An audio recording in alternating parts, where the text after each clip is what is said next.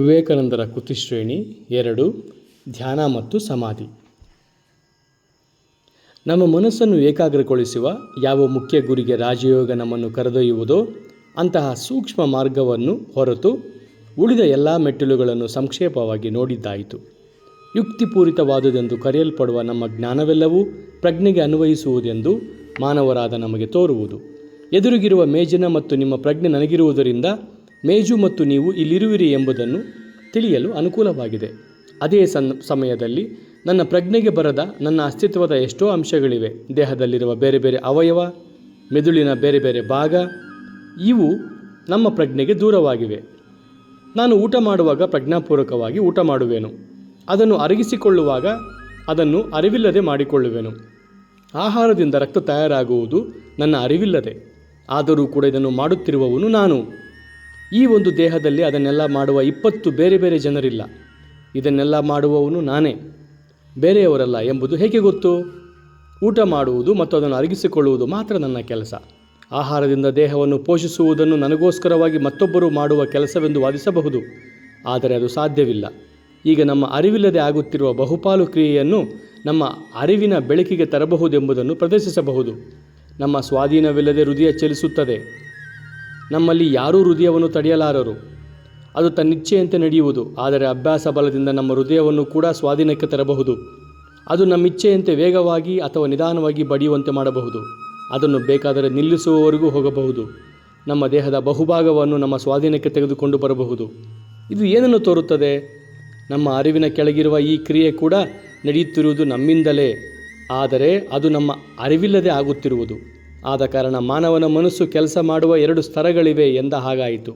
ಮೊದಲನೆಯದು ಅರಿವಿನಿಂದ ಮಾಡುವ ಸ್ತರ.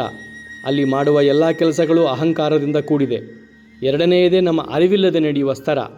ಅಲ್ಲಿ ಯಾವ ಕೆಲಸದಲ್ಲಿ ಕೂಡ ನಾನು ಎಂಬ ಅಹಂಕಾರ ಇರುವುದಿಲ್ಲ. ನಾನು ಎಂಬ ಅಹಂಕಾರದಿಂದ ಕೂಡದೇ ಇರುವ ಮನಸ್ಸಿನ ಕೆಲಸವೇ ಪ್ರಜ್ಞಾರಹಿತ ಕೆಲಸ. ಅಹಂಭಾವದಿಂದ ಕೂಡಿದ ಕೆಲಸವೇ ಪ್ರಜ್ಞಾಪೂರ್ಣ ಕೆಲಸ. ಕೆಳಮಟ್ಟದ ಪ್ರಾಣಿಗಳಲ್ಲಿ ಈ ಪ್ರಜ್ಞಾರಹಿತ ಕೆಲಸವನ್ನು ಹುಟ್ಟುಗುಣ ಎನ್ನುತ್ತಾರೆ. ಮೇಲಿನ ವರ್ಗದ ಪ್ರಾಣಿಗಳಲ್ಲೆಲ್ಲ ಸರ್ವಶ್ರೇಷ್ಠನಾದ ಮಾನವರಲ್ಲಿ ಅರಿವಿನಿಂದ ಕೂಡಿದ ಕೆಲಸವಿದೆ. ಆದರೆ ಇದು ಇಲ್ಲಿಗೆ ಕೊನೆಗಾಣುವುದಿಲ್ಲ. ಮನಸ್ಸು ಕೆಲಸ ಮಾಡುವ ಇನ್ನೂ ಉತ್ತಮ ಸ್ತರವೂ ಇದೆ. ಮನಸ್ಸು ಅರಿವಿನಾಚೆಯೂ ಹೋಗಬಲ್ಲದು. ಹೇಗೆ ನಮ್ಮ ಅರಿವಿಲ್ಲದೆ ಕೆಲಸ ನಮ್ಮ ಪ್ರಜ್ಞೆಯ ಕೆಳಗೆ ಇದೆಯೋ ಅದರಂತೆಯೇ ನಮ್ಮ ಪ್ರಜ್ಞೆಯ ಮೇಲೆ ಇರುವ ಕೆಲಸವೂ ಇದೆ. ಇಲ್ಲಿಯೂ ಕೂಡ ನಾನು ಎಂಬ ಅಹಂಭಾವನೆ ಇರುವುದಿಲ್ಲ. ಮಧ್ಯದ ಸ್ಥಳದಲ್ಲಿ ಮಾತ್ರ ಅಹಂಭಾವವಿರುತ್ತದೆ. ಮನಸ್ಸು ಅದಕ್ಕಿಂತ ಮೇಲೆ ಅಥವಾ ಕೆಳಗೆ ಇರುವಾಗ ಅಲ್ಲಿ ನಾನು ಎಂಬ ಭಾವನೆ ಇರುವುದಿಲ್ಲ. ಆದರೂ ಅದು ಕೆಲಸ ಮಾಡಬಲ್ಲದು. ಮನಸ್ಸು ನಾನು ಎಂಬ ಭಾವನೆಯನ್ನು ಮೀರಿದಾಗ ಅದಕ್ಕೆ ಸಮಾಧಿ ಅಥವಾ ಪ್ರಜ್ಞಾತೀತ ವ್ಯವಸ್ಥೆ ಅಂತ ಹೆಸರು. ಉದಾಹರಣೆಗೆ, ಸಮಾಧಿಯಲ್ಲಿರುವವನು ಮೇಲಕ್ಕೆ ಏರುವ ಬದಲು ಕೆಳಕ್ಕೆ ಜಾರಿಲ್ಲ ಎಂಬುದನ್ನು ಹೇಗೆ ತಿಳಿದುಕೊಳ್ಳಬೇಕು? 2 ಪ್ರಸಂಗಗಳಲ್ಲಿಯೂ ಕೆಲಸದೊಂದಿಗೆ ಅಹಂಕಾರದ ಭಾವನೆ ಇರುವುದಿಲ್ಲ. ಪರಿಣಾಮದಿಂದ ಕೆಲಸದ ಫಲದಿಂದ ಯಾವುದು ಅಹಂಕಾರದ ಕೆಳಗೆ ಬರುವುದು, ಯಾವುದು ಅಹಂಕಾರದ ಮೇಲಿರುವುದು ಎಂಬುದನ್ನು ತಿಳಿದುಕೊಳ್ಳಬಹುದು. ಮನುಷ್ಯನು ಆಳ ನಿದ್ರೆಯಲ್ಲಿರುವಾಗ ಅರಿವಿನ ಕೆಳಗಿರುವ ಕ್ಷೇತ್ರವನ್ನು ಪ್ರವೇಶಿಸುತ್ತಾನೆ. ನಿದ್ರೆಯಲ್ಲಿರುವಾಗಲೂ ಅವನು ದೇಹದಿಂದ ಕೆಲಸ ಮಾಡುತ್ತಾನೆ, ಉಸಿರಾಡುತ್ತಾನೆ, ತನ್ನ ದೇಹವನ್ನು ಚಲಿಸುತ್ತಾನೆ. ಆದರೆ ಆಗ ಅವನಲ್ಲಿ ತಾನು ಮಾಡುತ್ತಿರುವೆನೆಂಬ ಅಹಂಭಾವವಿರುವುದಿಲ್ಲ. ಆಗ ಅವನಿಗೆ ಪ್ರಜ್ಞೆ ಇರುವುದಿಲ್ಲ. ನಿದ್ರೆಯಿಂದ ಎಚ್ಚೆತ್ತ ಮೇಲೆ ಯಾರು ನಿದ್ರೆ ಮಾಡಲು ಹೋದನೋ ಅದೇ ಹಳೆಯ ಮನುಷ್ಯನಾಗಿರುತ್ತಾನೆ. ನಿದ್ರೆ ಮಾಡುವುದಕ್ಕೆ ಮುಂಚೆ ಅವನಲ್ಲಿದ್ದ ಜ್ಞಾನದ ಮೊತ್ತವು ನಿದ್ರೆಯನ್ನು ತೀರಿಸಿಕೊಂಡು ಬಂದ ಮೇಲೆಯೂ ಎಚ್ಚದೆ ಅಷ್ಟೇ ಇರುತ್ತದೆ. ಯಾವ ಜ್ಞಾನವೂ ಬರುವುದಿಲ್ಲ. ಆದರೆ ಒಬ್ಬನು ಸಮಾಧಿಗೆ ಹೋದರೆ ಅವನು ಹೋಗುವಾಗ ಮೂಢನಾಗಿದ್ದರೆ ಜ್ಞಾನಿಯಾಗಿ ಹಿಂದಿರುಗುವನು. ಯಾವುದು ಈ ವ್ಯತ್ಯಾಸಕ್ಕೆ ಕಾರಣ? ಒಂದು ಸ್ಥಿತಿಯಲ್ಲಿ ಹೋದಂತೆಯೇ ಹಿಂದಿರುಗುತ್ತಾನೆ, ಮತ್ತೊಂದು ಸ್ಥಿತಿಯಲ್ಲಿ ಜ್ಞಾನಿಯಾಗಿ, ಧರ್ಮಾತ್ಮನಾಗಿ, ಋಷಿಯಾಗಿ, ಒಬ್ಬ ದೇವದೂತನಾಗಿ ಹಿಂದಿರುಗುತ್ತಾನೆ.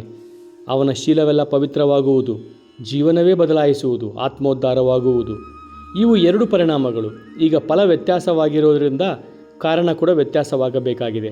ಸಮಾಧಿಯಿಂದ ಹಿಂದಿರುಗುವಾಗ ಬರುವ ಜ್ಞಾನ ಅರಿವಿಲ್ಲದೆ ಅವಸ್ಥೆಯಲ್ಲಿ ಬರುವ ಅಥವಾ ಜಾಗೃತಾವಸ್ಥೆಯಲ್ಲಿ ಯುಕ್ತಿಪೂರ್ಣವಾಗಿ ಬರುವ ಜ್ಞಾನಕ್ಕಿಂತ ಬಹಳ ಮೇಲುವರ್ಗಕ್ಕೆ ಸೇರಿದುದು.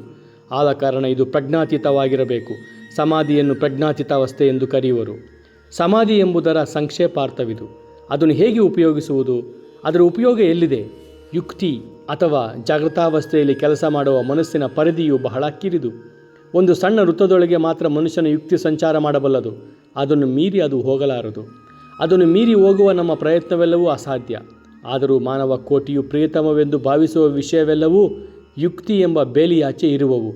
ಜನನ ಮರಣಾತೀತ ಆತ್ಮನಿರುವನೇ, ದೇವನಿರುವನೇ, ಪ್ರಪಂಚವನ್ನಾಳುವ ಯಾವುದಾದರೊಂದು ಪರಮಶಕ್ತಿ ಇದೆಯೇ, ಇಲ್ಲವೇ ಎಂಬ ಪ್ರಶ್ನೆಗಳೆಲ್ಲ ಯುಕ್ತಿಯ ಮೇರೆಯನ್ನು ಮೀರಿ ಇರುವವು. ಈ ಪ್ರಶ್ನೆಗಳಿಗೆ ಯುಕ್ತಿಯು ಎಂದಿಗೂ ಉತ್ತರವನ್ನು ಕೊಡಲಾರದು. ಯುಕ್ತಿ ಹೇಳುವುದೇನು?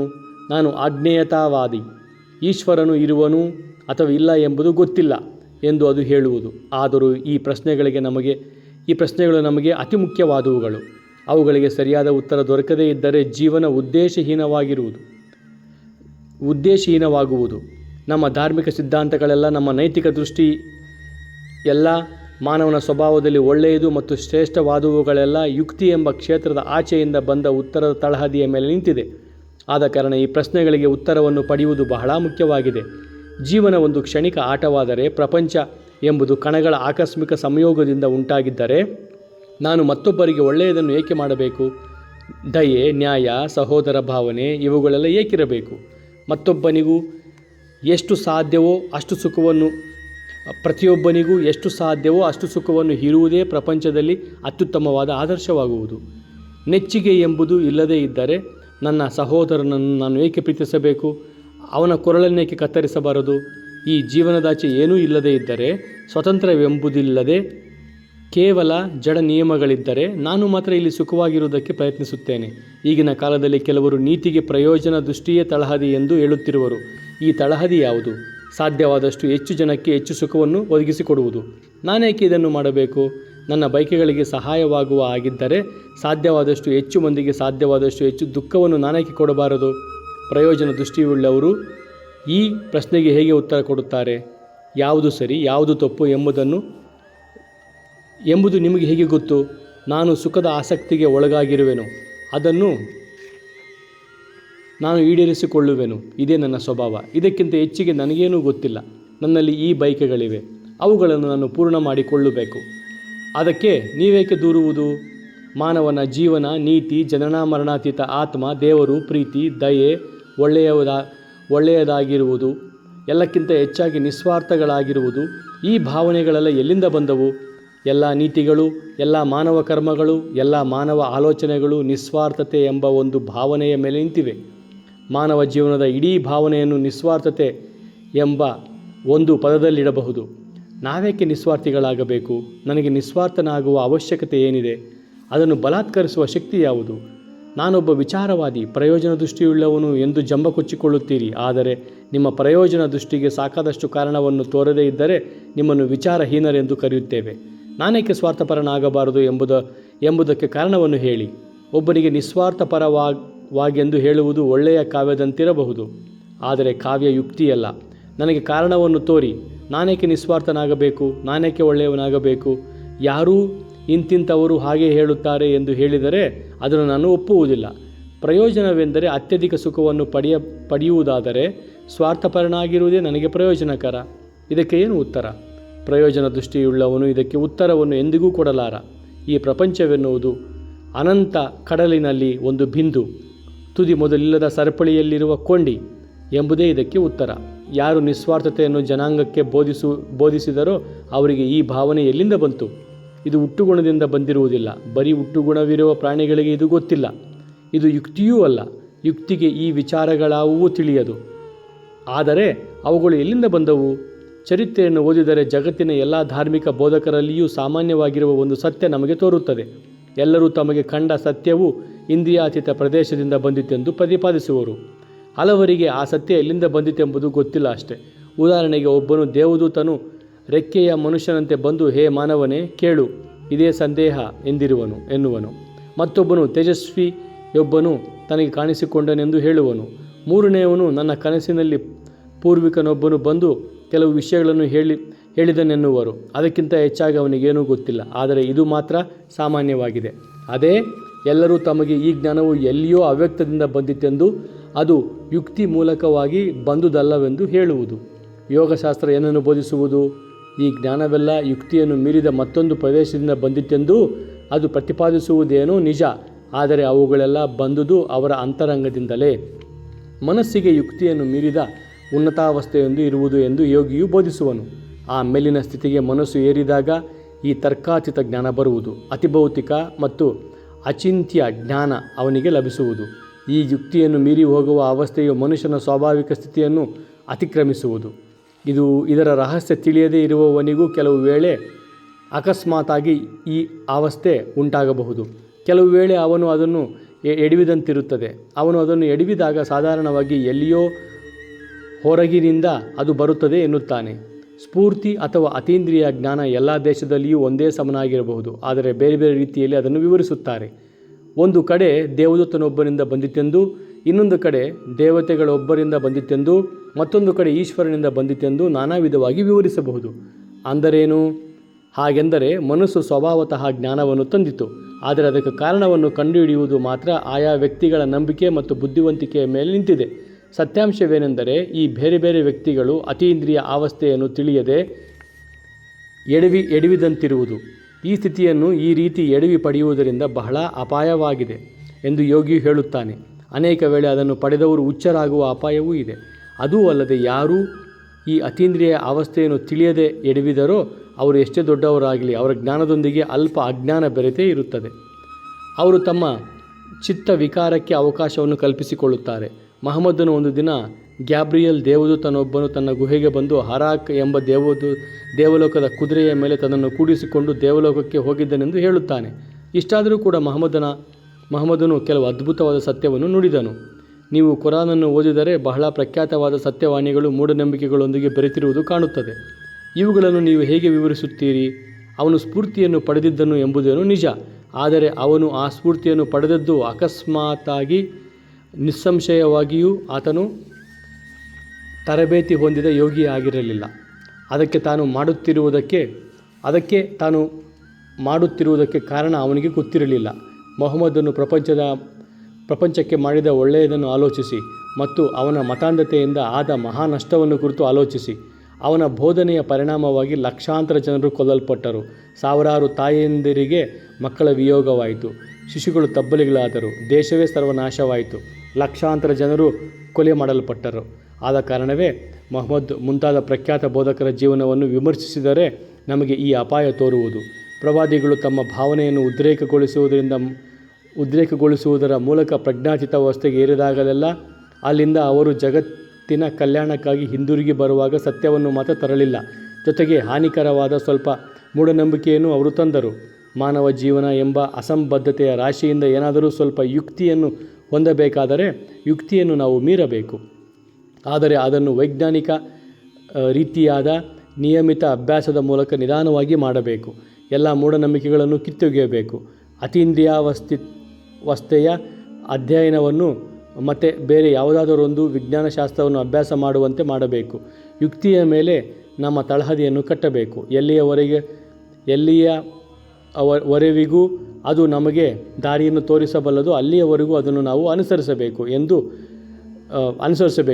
ಎಂದು ಯುಕ್ತಿಯು ಸೋಲುವುದೋ ಆಗ ಅದೇ ನಮಗೆ ಮೇಲಿನ ದಾರಿಯನ್ನು ತೋರುವುದು.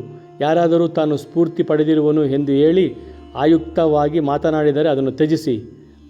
ಅದೇ ತಕ್ಕೆ, ಏಕೆಂದರೆ ಹುಟ್ಟುಗುಣ, ಯುಕ್ತಿ, ಪ್ರಜ್ಞಾತೀತ ಸ್ಥಿತಿ ಅಥವಾ ಪ್ರಜ್ಞೆ ಮತ್ತು ಪ್ರಜ್ಞೆಗೆ ಮೀರಿದ ಸ್ಥಿತಿಗಳು ಒಂದೇ ಮನಸ್ಸಿಗೆ ಸೇರಿದವು.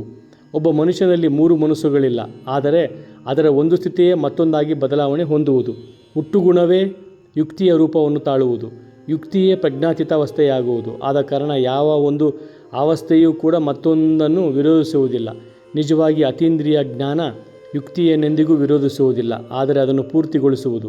ನಾನು ಧ್ವಂಸ ಮಾಡುವುದಕ್ಕೆ ಅಲ್ಲ ಬರುವುದು, ಪೂರ್ಣ ಮಾಡುವುದಕ್ಕೆ ಎಂಬ ಮಹಾತ್ಮರ ವಾಣಿಯಂತೆ ಅತೀಂದ್ರಿಯ ಶಕ್ತಿಯು ಯಾವಾಗಲೂ ಯುಕ್ತಿಯನ್ನು ಪೂರ್ಣಗೊಳಿಸುವುದಕ್ಕೆ ಬರುವುದು, ಅದರೊಂದಿಗೆ ಸಾಮರಸ್ಯದಿಂದಿರುವುದು. ಪ್ರಜ್ಞಾತೀತಾವಸ್ಥೆ ಅಥವಾ ಸಮಾಧಿಗೆ ವೈಜ್ಞಾನಿಕ ರೀತಿಯಲ್ಲಿ ಕರೆದುಕೊಂಡು ಹೋಗುವುದಕ್ಕಾಗಿ ಯೋಗದ ಹಲವು ಮೆಟ್ಟಿಲುಗಳು ಇರುವವು. ಅದೂ ಅಲ್ಲದೆ ಎಲ್ಲಕ್ಕಿಂತ ಹೆಚ್ಚಾಗಿ ನಾವು ಇದನ್ನು ತಿಳಿದುಕೊಳ್ಳಬೇಕು. ಸ್ಫೂರ್ತಿಯನ್ನು ಪಡೆಯುವುದು ಪೂರ್ವಕಾಲದ ಮಹಾತ್ಮರಿಗೆ ಎಷ್ಟು ಸಾಧ್ಯವಿದ್ದುತ್ತೋ ನಮಗೂ ಅಷ್ಟೇ ಸಾಧ್ಯ. ಆ ಮಹಾತ್ಮರೇನು ಅಸಾಧಾರಣ ವ್ಯಕ್ತಿಗಳಲ್ಲ, ಅವರೂ ಕೂಡ ನಮ್ಮಂತೆ ನಿಮ್ಮಂತೆಯೇ ಮನುಷ್ಯರು. ಅವರು ದೊಡ್ಡ ಯೋಗಿಗಳಾಗಿದ್ದರು. ಅವರು ಈ ಪ್ರಜ್ಞಾತೀತ ಸ್ಥಿತಿಯನ್ನು ಸಂಪಾದಿಸಿದ್ದರು. ನೀವು ಮತ್ತು ನಾವು ಕೂಡ ಅದನ್ನು ಪಡೆಯಬಹುದು. ಅವರೇನು ಅದ್ಭುತವಾದ ವ್ಯಕ್ತಿಗಳಲ್ಲ. ಒಬ್ಬರು ಆ ಅವಸ್ಥೆಯನ್ನು ಪಡೆದರು ಎಂಬುದೇ ಪ್ರತಿಯೊಬ್ಬರೂ ಕೂಡ ಆ ಅವಸ್ಥೆಯನ್ನು ಪಡೆಯಬಹುದು ಎಂಬುದನ್ನು ಸಾಧಿಸುವುದು. ಇದು ಎಲ್ಲರಿಗೂ ಸಾಧ್ಯ ಮಾತ್ರವಲ್ಲ, ಪ್ರತಿಯೊಬ್ಬರೂ ಕೂಡ ಕ್ರಮೇಣ ಆ ಅವಸ್ಥೆಯನ್ನು ಪಡೆಯಲೇಬೇಕು. ಧರ್ಮವೆಂಬುದೇ ಅದು. ಅನುಭವ ಒಂದೇ ನಮಗಿರುವ ಗುರು. ನಮ್ಮ ಜೀವಮಾನವೆಲ್ಲ ನಾವು ಮಾತನಾಡಬಹುದು, ವಿಚಾರ ಮಾಡಬಹುದು, ಆದರೆ ಸ್ವಂತ ನಾವೇ ಅನುಭವಿಸುವವರೆಗೆ ಧರ್ಮದ ಒಂದು ಮಾತಾದರೂ ಗೊತ್ತಾಗುವುದಿಲ್ಲ. ಕೆಲವು ವೈದ್ಯಕೀಯ ಗ್ರಂಥಗಳನ್ನು ಕೊಟ್ಟ ಮಾತ್ರಕ್ಕೆ ನೀವು ಒಬ್ಬ ವ್ಯಕ್ತಿಯನ್ನು ಶಸ್ತ್ರಚಿಕಿತ್ಸಕರನ್ನಾಗಿ ಮಾಡಲಾರಿರಿ. ಒಂದು ದೇಶವನ್ನು ನೋಡಲು ನನಗಿರುವ ಕುತೂಹಲವನ್ನು ಭೂಪಟವನ್ನು ತೋರಿಸುವುದರಿಂದ ತೃಪ್ತಿಪಡಿಸಲಾರಿರಿ. ನನಗೆ ಪ್ರತ್ಯಕ್ಷ ಅನುಭವ ಬೇಕಾಗಿದೆ. ಭೂಪಟಗಳು ನಮ್ಮಲ್ಲಿ ಇನ್ನೂ ಹೆಚ್ಚು ಜ್ಞಾನವನ್ನು ಪಡೆಯಬೇಕು ಎನ್ನುವ ಕುತೂಹಲವನ್ನು ಹುಟ್ಟಿಸಬಹುದು. ಇದಕ್ಕಿಂತ ಹೆಚ್ಚಾಗಿ ಅದರಿಂದ ಏನೂ ಉಪಯೋಗವಿಲ್ಲ. ಕೇವಲ ಶಾಸ್ತ್ರವನ್ನು ನೆಚ್ಚಿಕೊಂಡಿರುವುದು ನಮ್ಮನ್ನು ಹೀನಸ್ಥಿತಿಗೆ ತರುತ್ತದೆ. ದೇವರಿಗೆ ಸಂಬಂಧಪಟ್ಟ ಜ್ಞಾನವೆಲ್ಲವೂ ಯಾವುದೋ ಒಂದು ಧರ್ಮಗ್ರಂಥದಲ್ಲಿ ಅಡಗಿದೆ ಎಂದು ಹೇಳುವುದಕ್ಕಿಂತ ಘೋರವಾದ ಈಶ್ವರನಿಂದ ಇದೆಯೇ? ದೇವರನ್ನು ಸರ್ವಾಂತರ್ಯಾಮಿ ಎಂದು ಹೇಳಿದರೂ ಅವನನ್ನು ಒಂದು ಧರ್ಮಗ್ರಂಥದಲ್ಲಿ ಅಡಗಿಸುವ ಮನುಷ್ಯನ ಎದೆಗಾರಿಕೆ ಎಷ್ಟು? ಶಾಸ್ತ್ರದಲ್ಲಿ ಹೇಳಿರುವುದನ್ನು ನಂಬದಿದ್ದುದಕ್ಕಾಗಿ ಲಕ್ಷಾಂತರ ಜನರನ್ನು ಬಲಿ ಕೊಟ್ಟಿರುವರು. ಆ ಒಂದು ಸಣ್ಣ ಗ್ರಂಥದಲ್ಲಿ ದೇವರಿಗೆ ಸಂಬಂಧಪಟ್ಟ ವಿಷಯಗಳನ್ನೆಲ್ಲ ಅವರು ನೋಡಲಿಲ್ಲವೆನ್ನುವುದೇ ಅದರ ತಪ್ಪು. ಸಾವು ಮತ್ತು ಕೊಲೆಯೇನೋ ಈಗ ನಿಂತಿದೆ ನಿಜ, ಆದರೂ ಕೂಡ ಪ್ರಪಂಚವು ಶಾಸ್ತ್ರದ ನಂಬಿಕೆಯಲ್ಲಿ ಅತಿ ಘೋರವಾಗಿ ಬದ್ಧವಾಗಿದೆ. ಈ ಪ್ರಜ್ಞಾತೀತಾವಸ್ಥೆಯನ್ನು ವೈಜ್ಞಾನಿಕ ರೀತಿಯಲ್ಲಿ ತಲುಪಬೇಕಾದರೆ ನಾನು ಹೇಳುತ್ತಿರುವ ರಾಜಯೋಗದ ಹಲವು ಮೆಟ್ಟಿಲುಗಳನ್ನು ದಾಟಿ ಹೋಗುವುದು ಅತ್ಯವಶ್ಯಕವಾಗಿದೆ. ಪ್ರತ್ಯಾಹಾರ ಧಾರಣೆಗಳಾದ ಮೇಲೆ ನಾವು ಧ್ಯಾನಕ್ಕೆ ಬರುತ್ತೇವೆ. ಕೆಲವು ಆಂತರಿಕ ಅಥವಾ ಬಾಹ್ಯ ವಸ್ತುವಿನ ಮೇಲೆ ಮನಸ್ಸನ್ನು ಕೇಂದ್ರೀಕರಿಸುವ ಅಭ್ಯಾಸದ ಮಾಡಿದ ಮೇಲೆ ಅದಕ್ಕೆ ಆ ವಸ್ತುವಿನೆಡೆಗೆ ನಿರಂತರವಾಗಿ ಹರಿಯುವ ಒಂದು ಶಕ್ತಿ ಬರುತ್ತದೆ. ಈ ಸ್ಥಿತಿಯನ್ನೇ ಧ್ಯಾನವೆನ್ನುವರು. ಬಾಹ್ಯ ಇಂದ್ರಿಯ ಗ್ರಹಣವನ್ನು ತ್ಯಜಿಸುವಷ್ಟು ಮನಸ್ಸಿನ ಏಕಾಗ್ರತೆಯು ತೀವ್ರವಾಗಿ ಅಂತರಂಗದ ಅಥವಾ ಅರ್ಥದಲ್ಲಿ ಮಾತ್ರ ಮನಸ್ಸು ತಲ್ಲೀನವಾದಾಗ ಅದನ್ನು ಸಮಾಧಿ ಎನ್ನುವರು. ಧಾರಣ, ಧ್ಯಾನ, ಸಮಾಧಿ ಎಂಬ ಮೂರನ್ನು ಸಂಯಮವೆಂದು ಕರೆಯುತ್ತಾರೆ. ಅಂದರೆ ಮೊದಲು ವಸ್ತುವಿನ ಮೇಲೆ ಮನಸ್ಸನ್ನು ಕೇಂದ್ರೀಕರಿಸಬೇಕು. ಅನಂತರ ಸ್ವಲ್ಪ ಕಾಲದವರೆಗೆ ಏಕಾಗ್ರತೆಯಲ್ಲಿ ಮುಂದುವರಿಸಲು ಸಾಧ್ಯವಾಗಬೇಕು. ಅನಂತರ ಅನವರತ ಏಕಾಗ್ರತೆಯ ಮೂಲಕ ವಸ್ತು ನಮಗೆ ಕಾಣುವಂತೆ ಮಾಡಿದ ಇಂದ್ರಿಯ ಗ್ರಹಣದ ಒಳಭಾಗದ ಮೇಲೆ ಮನಸ್ಸನ್ನು ಕೇಂದ್ರೀಕರಿಸುವುದು ಬಂದರೆ ಸರ್ವವೂ ಅಂತಹ ಮನಸ್ಸಿನ ಸ್ವಾಧೀನವಾಗುತ್ತದೆ. ಈ ಧ್ಯಾನ ಸ್ಥಿತಿಯೇ ಅಸ್ತಿತ್ವದ ಪರಮಾವಸ್ಥೆ. ಎಲ್ಲಿಯವರೆಗೂ ಆಸೆ ಇರುವುದೋ ಅಲ್ಲಿಯವರೆಗೆ ನಿಜವಾದ ಸಂತೋಷ ಬರುವುದಿಲ್ಲ. ಧ್ಯಾನ ಸ್ಥಿತಿಯಲ್ಲಿ ಸಾಕ್ಷಿಯಾಗಿ ವಸ್ತುಗಳನ್ನು ಪರೀಕ್ಷಿಸುವುದೇ ನಮಗೆ ನಿಜವಾದ ಸಂತೋಷವನ್ನು ಮತ್ತು ಸುಖವನ್ನು ಕೊಡುವುದು. ಪ್ರಾಣಿಗಳಿಗೆ ಅವುಗಳ ಸುಖ ಇಂದ್ರಿಯದಲ್ಲಿದೆ, ಮಾನವನಿಗೆ ಬುದ್ಧಿಯಲ್ಲಿದೆ. ಇಂತಹ ಧ್ಯಾನ ಸ್ಥಿತಿಗೆ ಏರಿದ ಜೀವನಿಗೆ ಮಾತ್ರ ಜಗತ್ತು ನಿಜವಾಗಿ ಸುಂದರವಾಗುವುದು. ಯಾರು ಏನನ್ನು ಆಶಿಸುವುದಿಲ್ಲವೋ ಅವರಿಗೆ ಪ್ರಕೃತಿಯ ನಾನಾ ಬದಲಾವಣೆಗಳು ಸೌಂದರ್ಯ ಮತ್ತು ಭವ್ಯತೆಯ ದೃಶ್ಯಗಳಾಗಿ ಕಾಣುತ್ತವೆ. ಈ ಭಾವನೆಗಳನ್ನು ನಾವು ಧ್ಯಾನದಲ್ಲಿ ತಿಳಿಯಬೇಕಾಗಿದೆ.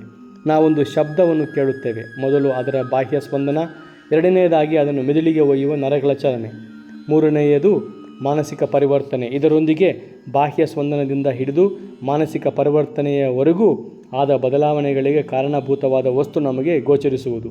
ಯೋಗದಲ್ಲಿ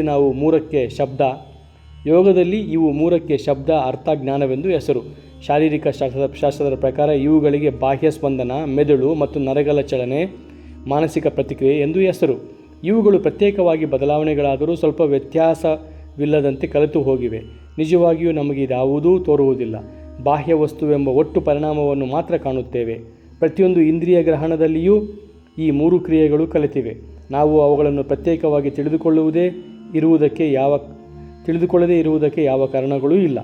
ಹಿಂದಿನ ಸಿದ್ಧತೆಗಳ ಪರಿಣಾಮವಾಗಿ ಮನಸ್ಸು ದೃಢವಾಗಿ ನಿಗ್ರಹಿಸಲ್ಪಟ್ಟು ಸೂಕ್ಷ್ಮ ಇಂದ್ರಿಯ ಗ್ರಹಣ ಶಕ್ತಿಯನ್ನು ಪಡೆದ ಮೇಲೆ ಅದನ್ನು ಧ್ಯಾನದಲ್ಲಿ ತೊಡಗಿಸಬೇಕು. ಧ್ಯಾನ ಸ್ಥೂಲ ವಸ್ತುಗಳಿಂದ ಮೊದಲಾಗಿ ಕ್ರಮೇಣ ಸೂಕ್ಷ್ಮವಾಗಿ ಆವಸ್ತುವಾಗುವವರೆಗೂ ಮೇಲಕ್ಕೆ ಏರಬೇಕು. ಸಂವೇದನೆಯ ಬಾಹ್ಯ ಕಾರಣಗಳನ್ನು ನೋಡುವುದರಲ್ಲಿ ಮನಸ್ಸನ್ನು ಮೊದಲು ನೇಮಿಸಬೇಕು. ಅನಂತರ ಆಂತರಿಕ ಚಲನೆಗಳು, ಅನಂತರ ತನ್ನದೇ ಪ್ರತಿಕ್ರಿಯೆ, ಇವುಗಳ ಮೇಲೆ ಮನಸ್ಸು ನಿಲ್ಲಿಸಬೇಕು. ಸಂವೇದನೆಯ ಬಾಹ್ಯ ಕಾರಣಗಳನ್ನು ನೋಡುವುದರಲ್ಲಿ ಜಯಶೀಲರಾದ ಮೇಲೆ ಎಲ್ಲ ಸೂಕ್ಷ್ಮ ವಸ್ತುಗಳನ್ನು ಮತ್ತು ರೂಪಗಳನ್ನು ನೋಡುವ ಶಕ್ತಿ ಮನಸ್ಸಿಗೆ ಬರುತ್ತದೆ. ಮನಸ್ಸು ತನ್ನಲ್ಲಿ ಆಗುತ್ತಿರುವ ಬದಲಾವಣೆಗಳನ್ನು ಮಾತ್ರ ಗ್ರಹಿಸುವುದನ್ನು ಕಲಿತ ಮೇಲೆ ತನ್ನಲ್ಲಿ ಮತ್ತು ಇತರರಲ್ಲಿ ಇರುವ ಎಲ್ಲ ಮಾನಸಿಕ ತರಂಗಗಳು ಅವನ ಅಧೀನವಾಗುವವು. ಅವು ಬಾಹ್ಯ ಕ್ರಿಯಾರೂಪವನ್ನು ವ್ಯಕ್ತವಾಗುವುದಕ್ಕೆ ಮುಂಚೆಯೇ ಅವನಿಗೆ ಅವು ತಿಳಿಯುವವು. ಮಾನಸಿಕ ಪ್ರತಿಕ್ರಿಯೆಯನ್ನು ಮಾತ್ರ ಗ್ರಹಿಸುವುದನ್ನು ಕಲಿತ ಮೇಲೆ ಸರ್ವ ವಿಷಯಗಳ ಜ್ಞಾನವು ಯೋಗಿಯ ಅಧೀನವಾಗುವುದು. ನಾವು ತಿಳಿಯಬಲ್ಲ ಪ್ರತಿಯೊಂದು ವಸ್ತು ಮತ್ತು ಆಲೋಚನೆ ಈ ಪ್ರತಿಕ್ರಿಯೆಯ ಪರಿಣಾಮವಾಗಿವೆ. ಆಗ ತನ್ನ ಮನಸ್ಸಿನ ತಳಹದಿಯನ್ನೇ ಅವನು ನೋಡಿದಂತೆ ಆಗುವುದು. ಮತ್ತು ಮನಸ್ಸು ಅವನ ಪೂರ್ಣ ಸ್ವಾಧೀನಕ್ಕೆ ಒಳಪಡುವುದು. ಆಗ ಯೋಗಿಗೆ ಅನೇಕ ಶಕ್ತಿಗಳು ಬರುತ್ತವೆ. ಇವುಗಳಲ್ಲಿ ಯಾವುದಾದರೂ ಒಂದರ ಚಪಲಕ್ಕೆ ಒಳಗಾದರೂ ಅವನು ಮುಂದುವರಿಯುವುದಕ್ಕೆ ಅಡ್ಡಿ ಉಂಟಾಗುವುದು. ಭೋಗಾನ್ವೇಷಣೆಯ ಕೆಟ್ಟ ಪರಿಣಾಮವಿದು. ಈ ಅದ್ಭುತ ಶಕ್ತಿಯನ್ನು ಕೂಡ ಅವನು ನಿರಾಕರಿಸುವಷ್ಟು ಶಕ್ತನಾಗಿದ್ದರೆ ಮನಸ್ಸಿನ ಚಿತ್ತ ವೃತ್ತಿಯನ್ನು ಸಂಪೂರ್ಣವಾಗಿ ನಿರೋಧಿಸಬಲ್ಲ ರಾಜಯೋಗದ ಗುರಿಯನ್ನು ಅವನು ಹೊಂದುತ್ತಾನೆ. ಆಗ ಮನಸ್ಸಿನ ಚಂಚಲತೆ ಮತ್ತು ಶಾರೀರಿಕ ಬದಲಾವಣೆಗೆ ಒಳಗಾಗದೆ ಅವನ ಆತ್ಮ ಪೂರ್ಣ ಸ್ವಯಂ ಪ್ರಕಾಶಮಾನವಾಗಿ ಬೆಳಗುವುದು. ಜ್ಞಾನಮಯವೂ ಅಮೃತಮಯವೂ ಸರ್ವವ್ಯಾಪಿಯೂ ಆದ ತನ್ನ ಈಗಿನ ಮತ್ತು ಎಂದೆಂದಿಗೂ ತನ್ನದೇ ಆದ ಸ್ವಭಾವ ವೇದ್ಯವಾಗುವುದು. ಸಮಾಧಿ ಪ್ರತಿಯೊಬ್ಬ ಮಾನವನು ಮಾತ್ರವಲ್ಲ, ಪ್ರತಿಯೊಂದು ಪ್ರಾಣಿಯ ಆಜನ್ಮ ಸಿದ್ಧ ಹಕ್ಕು. ಕ್ಷುದ್ರ ಮೃಗದಿಂದ ಹಿಡಿದು ಪರಮ ದೇವನವರೆಗೆ ಪ್ರತಿಯೊಬ್ಬರೂ ಕೂಡ ಈ ಸ್ಥಿತಿಗೆ ಬರಲೇಬೇಕು. ಆಗ ಮಾತ್ರ ನಿಜವಾದ ಧರ್ಮ ಅವನಿಗೆ ಮೊದಲಾಗುವುದು. ಅಲ್ಲಿಯವರೆಗೂ ನಾವು ಆ ಸ್ಥಿತಿಗೆ ಹೋರಾಡುವು ಅಷ್ಟೇ. ಈಗ ನಮಗೂ ಮತ್ತು ನಾಸ್ತಿಕರಿಗೂ ಯಾವ ವ್ಯತ್ಯಾಸವೂ ಇಲ್ಲ, ಏಕೆಂದರೆ ನಮಗೆ ಯಾವ ಅನುಭವವೂ ಸಿಕ್ಕಿಲ್ಲ. ಮನೋ ಏಕಾಗ್ರತೆಯು ಈ ಮಹಾ ಅನುಭವದೆಡೆಗೆ ನಮ್ಮನ್ನು ಕರೆದೊಯ್ಯುವುದಕ್ಕಲ್ಲದೆ ಮತ್ತೇಕೆ ಏರುವುದು? ಸಮಾಧಿಯನ್ನು ಹೊಂದುವುದಕ್ಕಾಗಿಯೇ ಪ್ರತಿಯೊಂದು ಮೆಟ್ಟಲನ್ನು ಕೂಡ ವೈಜ್ಞಾನಿಕವಾಗಿ ಅಧ್ಯಯನ ಮಾಡಿ ಸರಿಯಾದ ವ್ಯವಸ್ಥೆಗೊಳಿಸುವರು. ಶ್ರದ್ಧಾಪೂರ್ವಕವಾಗಿ ನಾವು ಅದನ್ನೇ ಅಭ್ಯಾಸ ಮಾಡಿದರೆ ಇಚ್ಛಿಸುವ ಗುರಿಯೆಡೆಗೆ ನಮ್ಮನ್ನು ನಿಜವಾಗಿಯೂ ಕರೆದೊಯ್ಯುವುದು. ಆಗ ದುಃಖ ಶಮನವಾಗುವುದು, ಕಷ್ಟ ಮಾಯವಾಗುವುದು, ಕರ್ಮ ಬೀಜ ಸಿಯುವುದು, ಜೀವನು ಎಂದೆಂದಿಗೂ ಮುಕ್ತನಾಗುವನು.